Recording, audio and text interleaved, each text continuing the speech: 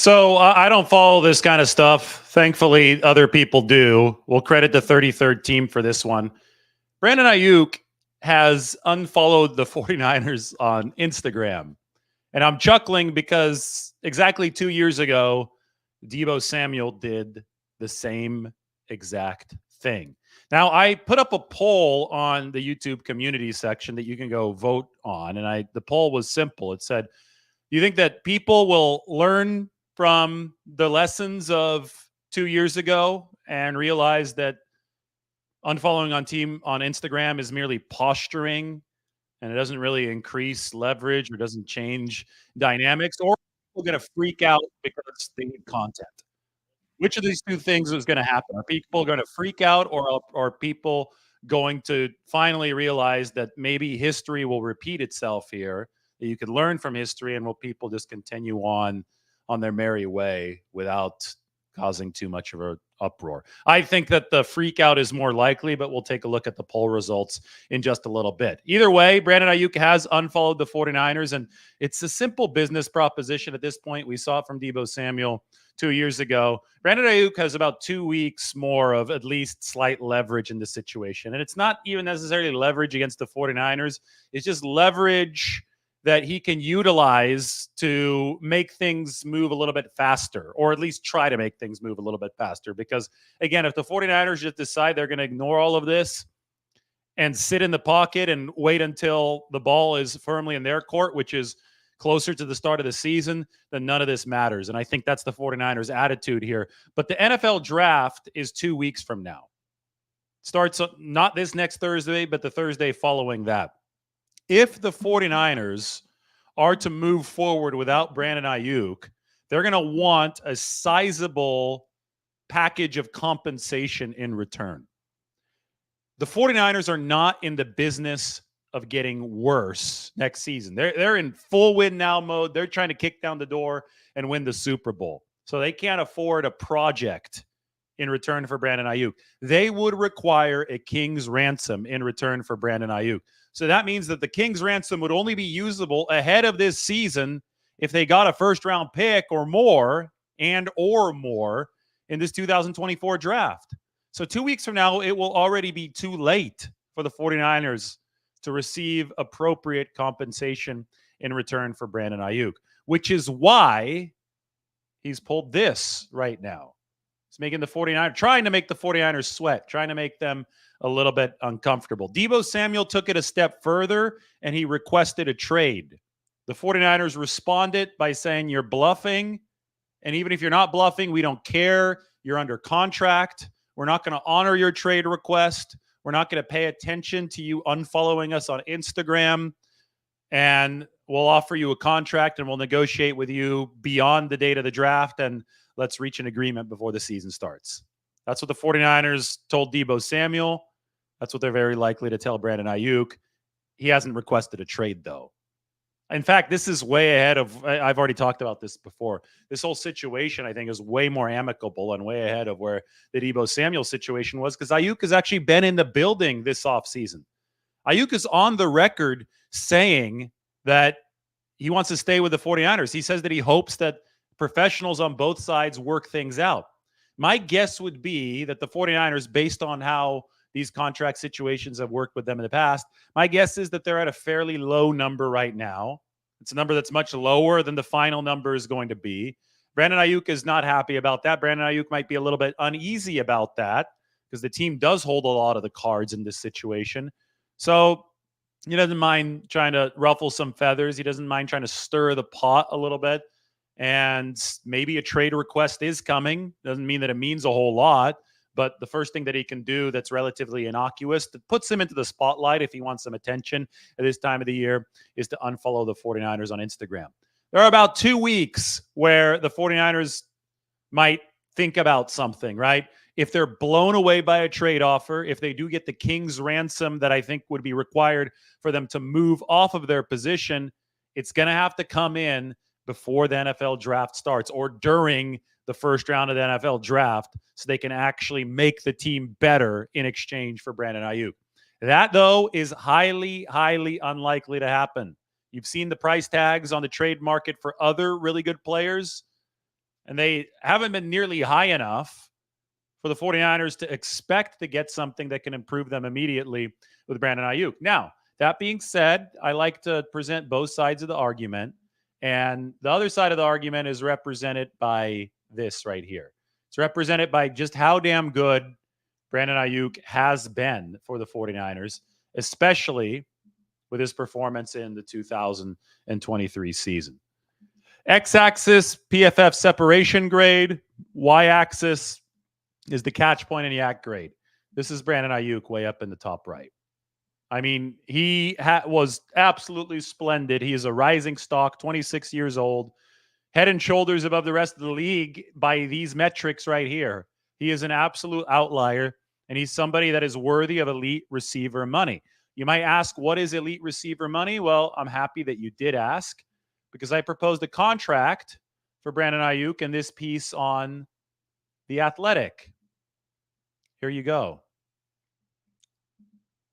That's not the proposed contract. Give me 1 second. This is yards per route run. Aiyuk third behind Tyreek Hill and Nico Collins. I need to find the contract very briefly. It is in this piece. Here it is. Here's the Brandon Aiyuk contract projection.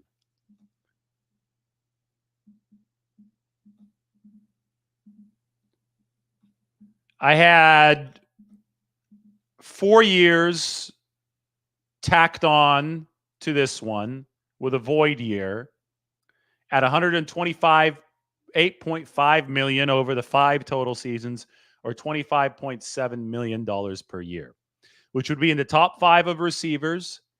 I would recommend that the 49ers go out there and give Brandon Aiyuk a very big sum of fully guaranteed money.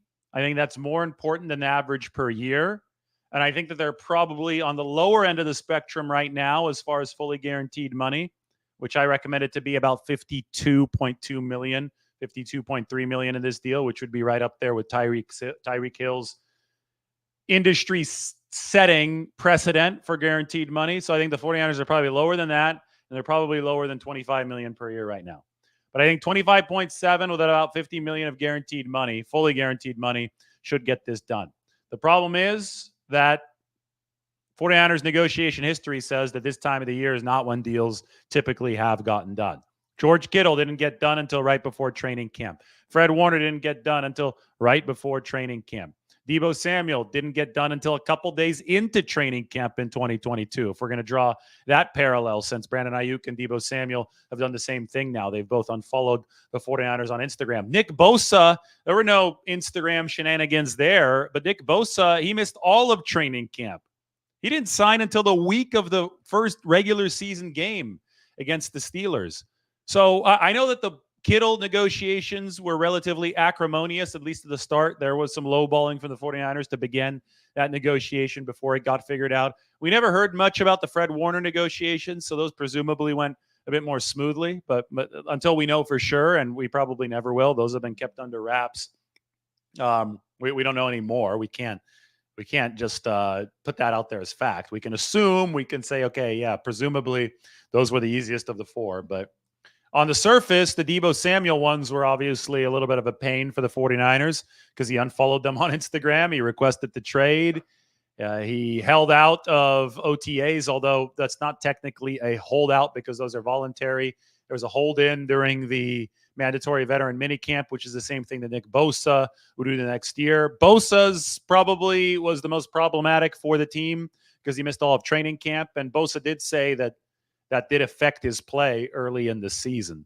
So anyway, the negotiations before now, with the exception of Fred Warner's, all of them have had some documented drama, documented slowdown. That includes George Kittle's, even though he didn't miss time during training camp. So this Brandon Aiyuk one, an unfollow on Instagram, and even a trade request, if that does happen, only the unfollow on Instagram has happened so far, would not be out of the norm for what has happened before. I think it's so important to consider the big picture, to consider leverage, the fact that Brandon Aiyuk is still under contract with the 49ers for this season. They have the franchise tag at their disposal. Beyond that, consider leverage, consider history, the fact that the 49ers have always extended A-list players who this regime has drafted. This regime, I mean, you go from Kittle to Warner to Bosa to Deebo Samuel All those guys have gotten deals done. So the track record is on the 49ers side. The leverage is on the 49ers side.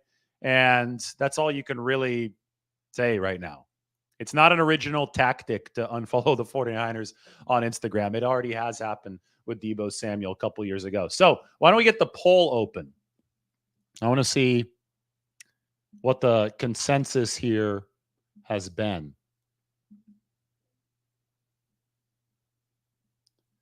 Let's get the poll open. Let's go to YouTube community. Oh, yeah, we've got a 91.9 poll. Take a look at this. Regarding Brandon Aiyuk unfollowing the 49ers on Instagram, will people learn from history and realize Deebo Samuel did the same exact thing in 2022? Or will they freak out anyway? People will be reasonable, got 9% of the vote. People will freak out anyway for content is getting 91% of the vote. So I think that people are expecting stuff like this right now. It spices up our Friday afternoon just a little bit, right? It's fine. Wonder what people think. I'm going to open this up to a 49ers Q&A.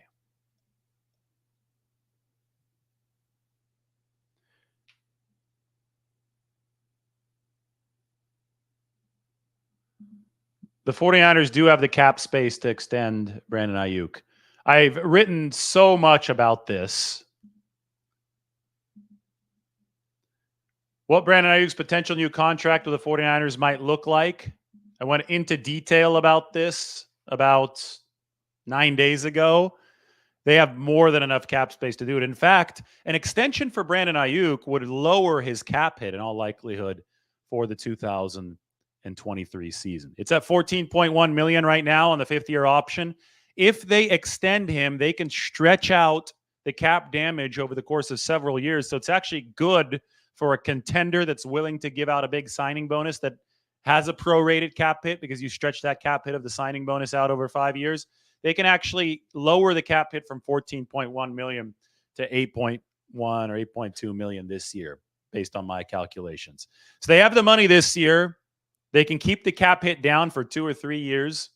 That's what they did with Nick Bosa. That's what they've done with essentially all these players. The last time the 49ers issued a majorly front-loaded contract was for Jimmy Garoppolo back in 2018. They gave him a tiny signing bonus, $6 million, compared to how big that deal was at $27.5 million per year. That gave them flexibility with Jimmy Garoppolo later, financially efficient flexibility. You can always cut a player, but if you don't want to take on the dead money hit, if you want to get rid of the money soon, if you want to feel that you're being more financially efficient, even though cap space unused carries over from year to year, you can front load a deal. But they also had a lot more cap room in the near term in 2018 because that was still a building team. Now there is less cap room, but they absolutely do have enough cap room to extend Brandon Aiyuk. Slow Football News Day. This is perfect. Yeah, we needed something. And we got this. Brandon Aiyuk unfollowing the 49ers on Instagram. Spencer echoes what I said. The 49ers are pretty much okay on cap space right now. Patrick Wayne says the world would be a better place without social media. Yes, although YouTube is social media, so you wouldn't have me on YouTube. So maybe let's just eliminate all social media except for my YouTube channel, and we can just keep on talking about 49ers here. I'd be fine. I use my YouTube like a Twitter. It's like a visual Twitter, right? I share my thoughts. I share my takes. I answer your questions. A lot of people, though, will take both Twitter and YouTube and all the other social media sites and use them toxically. And when that happens, well, yeah, we'd be better off without it. Mike wants drama. He's got his popcorn out.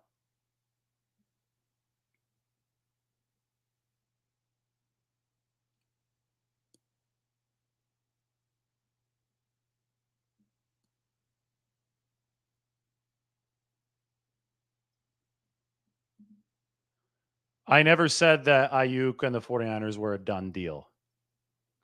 I never used those words. I don't know who you listen to, and you're misattributing them to me. I said that it's on a very, very promising track to get done. And it is, because if Aiyuk wants to be with the 49ers, which he's already said, I mean, it's funny because he unfollows the 49ers on Instagram. You could say it's a negotiation tactic, or it could just be an attention tactic from Brandon Aiyuk, because other stuff that he's done has not been really geared toward negotiation. Like showing up at the facility, saying that you hope that both sides get a deal done. You're not really negotiating with your best hand, right? You're not keeping your poker face in those situations. This has been so much more open than some of the other negotiations that we've seen before, including Nick Bosa's, which was very close to the vest. Nobody talked about it. We didn't have any leaks of any sort. Bosa didn't say anything. Deebo Samuel's, I mean, that was open, but it was uncomfortable for the 49ers. This one has been open, and there have been comforting signs for the 49ers that Brandon Aiyuk is willing to come to the table and get something done this offseason. It's in his best interest. It's in the 49ers' best interest. This is very much on track to getting done. But I would have never said it was almost a done deal. The reason I know that those aren't my words is because the whole time I've been sitting here telling you these deals don't get done. Typically, all of the track record says they don't get done until July or August. In the case of Nick Bosa, September. We're in what? April? It's April 12th. So we got a good 4 to 5 months before these deals have gotten done in the past. So there's no way that I would go out and say that this is close to a done deal. It's on a very good track because we have to base it against the other ones, but it's not a done deal. Never said that. Hell yeah, I'm getting a bit defensive. Wouldn't you get defensive if somebody put words into your mouth and straight up lied? I mean, I think it's good to play defense. If you don't get defensive, you're going to get scored on. You have to play good defense at certain times. I have no problem being defensive because all I say on the channel is the truth. So I don't like comments coming on here disputing that, saying that I'm not saying the truth.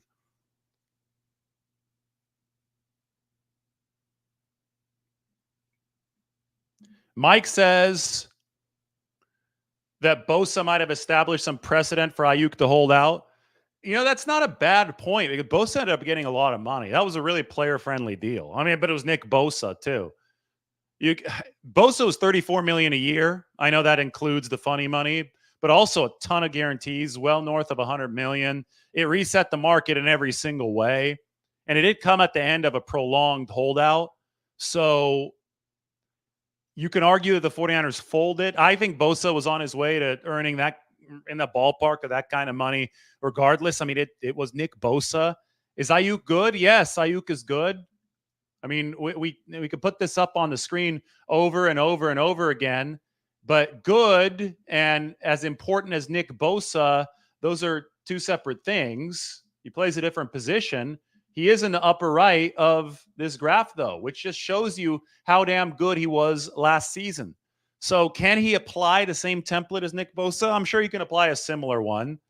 Will the 49ers try to get things resolved a little bit more quickly, knowing that Nick Bosa's absence through training camp might have adversely affected his play throughout and the team's play by extension over the first part of the year? Also may be true. We'll see how the 49ers adapt based on what's happened in the past.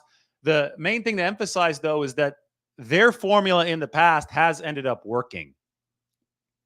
Right? They got the number 1 seed in the postseason last year. Nick Bosa and his contract dispute, or I wouldn't even say dispute, the Nick Bosa negotiations, which caused the holdout, did not adversely affect the 49ers in the big picture in any way. They might have adversely affected Nick Bosa's performance, the defense's performance early in the season, but they overcame that. The Deebo Samuel situation in 2022 is a little bit more interesting because I do think that he would have been a better player had that whole contractual thing not been a distraction. I think he's admitted that. So the Deebo Samuel situation in 2022, I think that's one where both sides probably wish they would have gotten it done a little bit sooner. 2021 wasn't an issue. Fred Warner has been excellent throughout. 2020, I don't see George Kittle's negotiations being an issue. So Aiyuk can follow the same path as Kittle and Fred Warner, and it could still take several more months from this point, but he can get this signed in time for training camp. And as long as he's working out hard in the offseason, and we've seen some videos of him working out at Arizona State, everything will be fine. I do think that in an ideal world, the 49ers would want this to not hit the territory that Deebo Samuel's negotiations hit. That bled into training camp for a few days. It was still okay, but it bled into camp for a few days, and I didn't get affected Samuel's conditioning over the offseason. And they definitely don't want it to get into the Nick Bosa territory where he misses all of training camp. That would start to become problematic. And nobody was deceptive about that last year. Everybody, John Lynch was like, okay, yeah, we want Nick Bosa here. This is annoying. But it took a while for business to get done. Sometimes with these big money deals, that's going to be the case. These are guys that are negotiating for contract extensions, lucrative contract extensions. In Bosa's case, a record while they're still under contract for this next year. So they're negotiating for a pay raise. And the team, there's a certain tether, there's a certain anchor that the team is trying to abide by. In this case, it is 1 year of the 5th-year option plus 2 franchise tags for Brandon Aiyuk. They don't want to go too far above that because they realize they have that leverage. You don't want to just give money for the sake of giving money, where the player wants to take a big bite of the apple because he knows there are limited bites out of the apple over a player's NFL career. So you have two opposing viewpoints, and they've got to find a way to get on the same page. That's why deadline pressure is often the force that makes these things work. And it's April 12th. We may have a soft deadline in front of the NFL draft in case the 49ers are at all interested in trading Brandon Aiyuk, which I don't think they are, again, unless they get a king's ransom in return. So Aiyuk is in his full right to try to utilize the soft deadline coming up in 2 weeks to see if he can generate some movement. Kind of like we saw with A.J. Brown and the Tennessee Titans. The Titans traded A.J. Brown to the Eagles 2 years ago. Same agent as Deebo Samuel. Samuel put out the trade request. The 49ers, I think, are much better franchised than the Titans. They didn't trade Deebo. They hung on to him. They're happy they made that decision. And I think they're approaching this Brandon Aiyuk situation in the same way. We got people wanting to pay BA in the comment section. The NFL calendar schedule is what it is, and decisions are tied to that calendar. It's a pain in the ass for everyone, says Ernie. That's a good summary.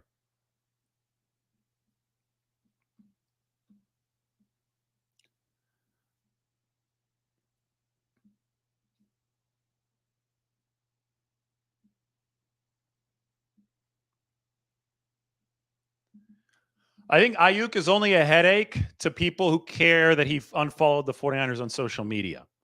People with the 49ers do not care that he unfollowed them on social media. So if you care enough about Aiyuk following your favorite team on Instagram, then yeah, it's going to be a headache for you.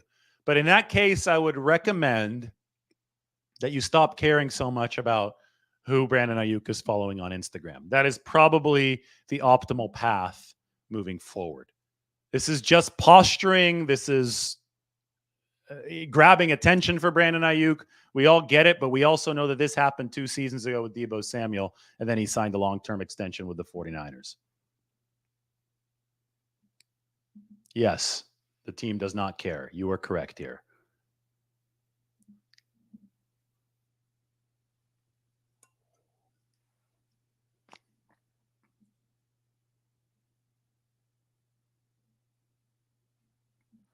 I don't know how much longer I can talk about Brandon Aiyuk on following the 49ers on Instagram.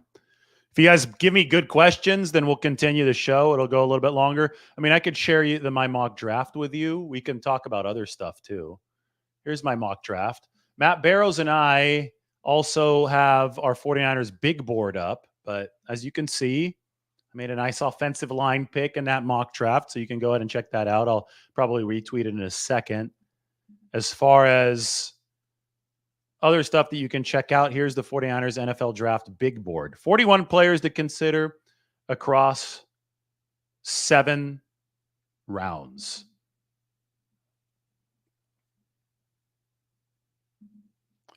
Seriously though, reactions like this, let's step back perspective. I just heard the news. This sucks. He unfollowed somebody on Instagram. It doesn't suck. It's something to talk about, which is why we're talking about it. And the main reason I'm talking about it is because I know that people are going to overreact. And I know that you guys like a steadier voice about these kind of things. It happened 2 years ago with Deebo Samuel. and it meant nothing. It's happening now with Brandon Aiyuk, and it doesn't mean anything. Even a trade request, if the 49ers decide they're just going to sit there and not do anything about it, even a trade request is completely meaningless because the team ultimately has the player under contract. Samuel was under contract for the 2022 season when his negotiations were ongoing. Aiyuk is under contract for the 2024 season while his negotiations are ongoing. So this is all about the 49ers hanging in there, seeing what the most optimal play is in terms of value moving forward. Throughout the entire Deebo Samuel saga, I said the 49ers would only move away from Deebo Samuel if they're offered a king's ransom in return. That should be their stance with every player. I think they made an exception with Nick Bosa where they said, not even a king's ransom. Bosa is here to stay. I don't know if that was the smartest negotiation tactic on the 49ers part. They basically came out and there was John Lynch that said, oh, Nick Bosa, he's untouchable. He's off limits. That means that you've pushed all your chips into those contract negotiations. That means that Bosa can ask for a whole heck of a lot of money, and he got a whole heck of a lot of money because the 49ers weren't planning to turn anywhere else. But I don't think anybody else will be at that level. Maybe Brock Purdy next year, obviously. But when you look at other non-quarterback positions, Deebo Samuel, they're going to listen if there's an offer. Brandon Aiyuk, they're going to listen if there's an offer that blows them away. But the likelihood of there being an offer that blows them away enough to improve the team now is very, very low. Mike is always the voice of reason. You got to love it. Who on the 49ers wide receiver depth chart can Purdy turn into Aiyuk? Nobody. Come on now. Purdy is very good, but show some respect for Aiyuk. Aiyuk is damn good. I think, the whole thing, it's not Purdy or Aiyuk, it's Purdy and Aiyuk. Purdy was the number one QB in the NFL in QBR last season. That's because of how good he is and also because of how good his teammates are. It's a team sport. And look how good Brandon Aiyuk was. He's an outlier here in the top right. So respect Aiyuk, respect Purdy. If you want to maintain the top roster in the league, you're going to have to pay top dollar.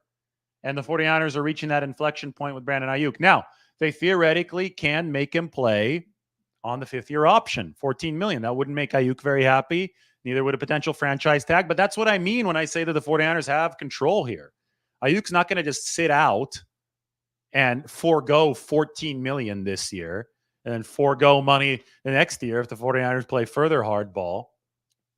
It's unpleasant for everybody involved, but it is in everybody's interest to reach an agreement. It's in the 49ers' interest because they'd rather lower Aiyuk's cap hit this year and have him at a more flexible number over the course of the next few years before they pay Brock Purdy. And it's in Aiyuk's interest to get a big, fat check into his bank account in the form of a nice signing bonus.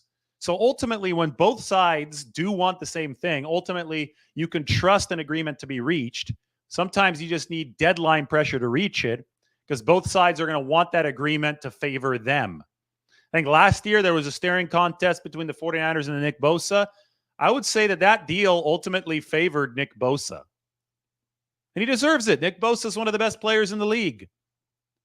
The 49ers were able to get it enough on their terms with the structure so that it didn't hurt their cap situation. But they had to open up the wallet. They had to pay Nick Bosa. They're going to have to open up the wallet. They're going to have to pay Brandon Aiyuk at some point. It may not be this year, but if they want to keep this guy, if they want to keep this production for a longer period of time, it is going to get progressively more expensive. Even if you don't reach a long-term agreement, the 50-year option plus franchise tags in the next couple of years are going to be much more expensive than Brandon Aiyuk's rookie contract. And you've got to pay Brock Purdy in the midst of all that. So the team is looking to save money everywhere it can because of the looming Purdy contract extension. And meanwhile, Brandon Aiyuk is trying to secure the best for his family moving forward. I think both sides are acting with good interests at heart, and we'll see if and when both sides do reach that agreement.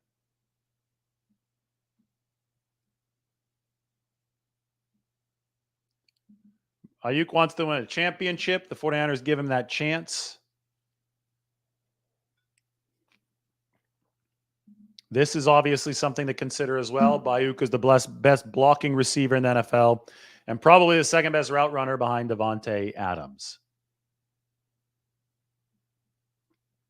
Thank you, Patrick. Do my best here on social media. I guess you were unhappy with the toxic environment elsewhere, but I appreciate it.